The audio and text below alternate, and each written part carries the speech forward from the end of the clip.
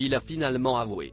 Les enquêteurs sont parvenus à le faire craquer au terme de sa garde à vue, commencée ce mercredi 14 juin. Michel Pial a confessé être bel et bien impliqué dans la mort de son épouse, Karine Esquivillon. Les indications de ce dernier ont alors permis aux gendarmes de retrouver le corps, sans vie, de cette femme de 54 ans portée disparue depuis le 27 mars dernier, dans un bois vendéen situé à une dizaine de kilomètres de leur domicile conjugal. Si le quinquagénaire, désormais mis en examen pour meurtre sur conjoint et placé en détention provisoire, prétend qu'il s'agit d'une mort accidentelle survenue alors qu'il nettoyait une arme à feu, le profil de ce dernier interroge.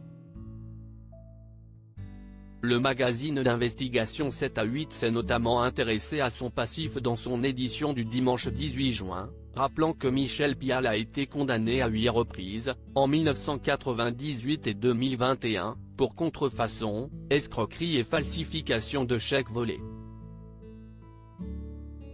Tandis que cette information figurait déjà dans un précédent reportage de l'émission de TF1, diffusé le 25 mai, consacré à la disparition de Karine Esquivillon, son époux avait alors adressé un SMS troublant à nos confrères: « Quand Karine donnera des nouvelles ou quand on saura où est qu'il a prise en voiture, je peux vous garantir que je lui conseillerais de ne pas vous parler.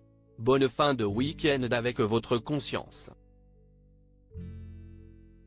L'assurance de Michel Pial devant les caméras de 7 à 8. Si Michel Pial ne s'attendait pas à de telles révélations dans les médias, c'est peut-être parce qu'il avait justement fait mine de se confier ouvertement. « Je n'ai rien à me reprocher », avait-il ainsi clamé, fin mai, alors qu'il recevait les caméras de 7 à 8 à son domicile pour le dit reportage. « Je pense être la seule personne en France à être content d'avoir les gendarmes chez lui », avait-il également argué. Et de souligner, avec une certaine ironie qui peut paraître déplacée aujourd'hui, comme je sais que, dans ce type d'histoire, c'est toujours sur le même que les soupçons se portent. Je leur ai dit, aux gendarmes, allez-y. Faites tout ce que vous avez à faire.